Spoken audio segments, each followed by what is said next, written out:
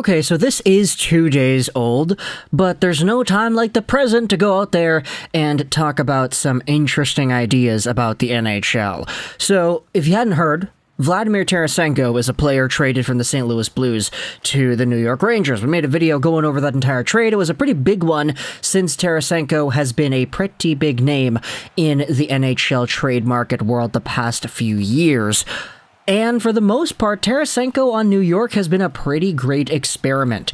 He's playing with Artemi Panarin, a player whom a lot of people thought Tarasenko would have instant chemistry with, and for the most part, he kinda did. He scored on his first shot, on his first shift in the New York Rangers system, a very nice feed in front from Panarin, back post play where Tarasenko ends up receiving the pass coming towards the goal and shoots it off the post and in. But aside from that, Vladimir Tarasenko fills a hole that the New York Rangers had the past little while here. They added themselves a scorer, they added themselves a guy who is versatile and able to make plays happen both on the rush and at a standstill. He can snipe it when he needs to, he can make a very nice offensive read when he needs to, and Tarasenko has just been talented at doing that the past little while here. Sure, you could talk about the trade, the return, was it good enough, was it bad enough, it's whatever, but we already made that video, so I don't really want to talk about that here. Instead, what I wanted to talk about was the idea of the Patrick Kane sweepstakes, because with a trade for Vladimir Tarasenko, the Rangers, as we said earlier on, are filling a hole. They got their score. And so, when it comes to Tarasenko, you're essentially eliminating all the other scorers in the NHL from being your guy. You're no longer going after Timo Meier, most likely. You're no longer going after Patrick Kane, most likely. And this is what Patrick Kane said during an interview after the Tarasenko trade was made. Take a look at these two tweets, one from Mark Lazarus, the other from Charlie Roumeliotis. Patrick Kane on the Rangers-Tarasenko deal. It's not like the happiest I've been to hear about a trade. If things were going to happen, that was a team I was definitely looking at. It seems like they kind of filled their void and went ahead and made a deal. Kane said that he and agent Pat Brisson haven't outright told Cal Davidson what he wants. Obviously, you want to do right by the franchise, and the organization here has been amazing to me and given me so much, so you definitely want what's best for both sides. An expanded comment here says this: it's not like the happiest I've been to hear about a trade. I think the Rangers are a team that you definitely pay attention to and are definitely intrigued by for obvious reasons. You also had Emily Kaplan that tweeted out saying that reportedly the Rangers had concerns over Patrick Kane's hip, as well as Chicago's asking price, which led them to trade for Vladimir Tarasenko instead of Kane. Kane also said this: he feels that his hip injury is overblown. Yeah, I think so. I'm not sure what the story is, to be honest with you, but I feel better than I did last year. It's just one of those things that maybe the story leaks out and it piles up a little bit. And the reason I'm talking about this here, and the reason everybody seems to be talking about it as well, is because this is kind of a first.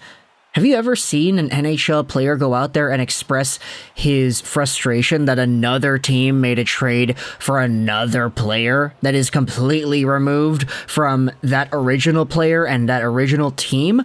I mean, the Chicago Blackhawks technically had nothing to do with the Rangers and the Blues making the Tarasenko trade, but here Patrick Kane is in the Chicago Blackhawks system saying how frustrated he is to see that trade go down.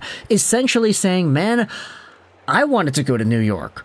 I wanted to be that guy that they traded for, but instead it's Tarasenko, and I'm still here in Chicago playing for a Blackhawks team that is in the Connor Bedard sweepstakes. And it's even more interesting when you acknowledge that both Kane and Tarasenko have had a history with Artemi Panarin in the past. You're seeing Tarasenko do his thing with Panarin right now. Well, guess what? These guys played together on the World Junior Russian team back in, 2010? So if you see Tarasenko, yeah, let's go back to Tarasenko's game log and see this right here. There you go. World Under-20s, 2010-2011. You had yourselves Panarin, Kuznetsov, and Tarasenko all playing on the same squad. And apparently Tarasenko went out there and told the Blues for years to sign Artemi Panarin, but they didn't listen. Instead, Panarin went to the Blackhawks, where he played with Patty Kane. That line with Artem Anisimov was incredible to watch, and Panarin, brand new in the NHL, was dubbed the right-handed version of Patrick Kane. They had just such an amazing chemistry, and Panarin was so skilled he won the Calder that year over Connor McDavid. Now, if McDavid played the whole year, I think McDavid probably would have won it, but nah, Brandon Manning had other plans, which is kind of why McDavid stopped playing that season. But is it not kind of intriguing how both of these players have had histories with Panarin, and now it was pretty much won out by the Tarasenko party? It's interesting because I feel like everybody and their mother felt like Kane and the Rangers was the inevitable fit, and it was bound to happen, you know? Patty Kane to Broadway, back with Panarin, Showtime. All the nicknames you got for Patrick Kane kind of fit the context of the New York Rangers and what they were trying to build in the short term. And when it came to the prospects and everything, you would see the Rangers have enough capital to make a trade done, but no. Apparently, it was the hip that caused things to go the other way. Which, I mean, if Kane himself is correct in saying that it's not really that big of a deal, it's really overblown in his words, then that must suck even more. To feel like, hey, something that's completely out of my control and that's not really even real is the reason why this team went after another guy instead of me, when I thought the whole year that I would be their guy, and a lot of other fans thought they would be their guy too.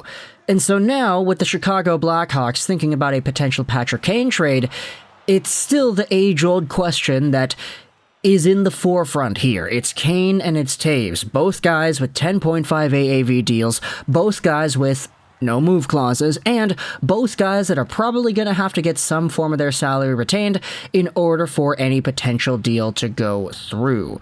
Now that Tarasenko was off the market, you had seen him potentially waiving for teams like the Devils as well as the Islanders. Ultimately, of course, he went over to the Rangers. We'll see if any of these other teams that are looking for wingers swing around on the Patrick Kane sweepstakes. We'll see if they go a little bit lighter and they take on a guy like Brock Besser instead, or if they just prefer the other guy who is also a pretty big fish free agent target in this trade market, as well as a younger guy in Timo Meier.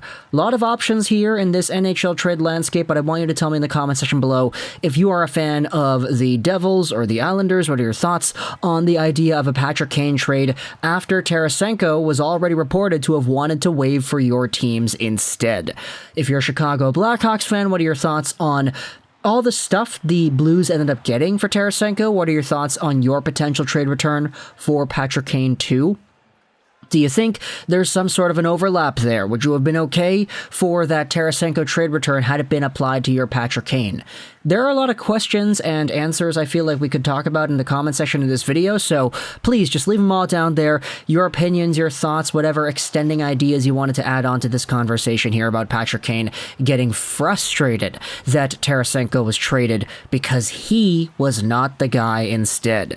Let me know your thoughts in the comment section below. I hope you enjoyed this video. Trolls 99, and bye.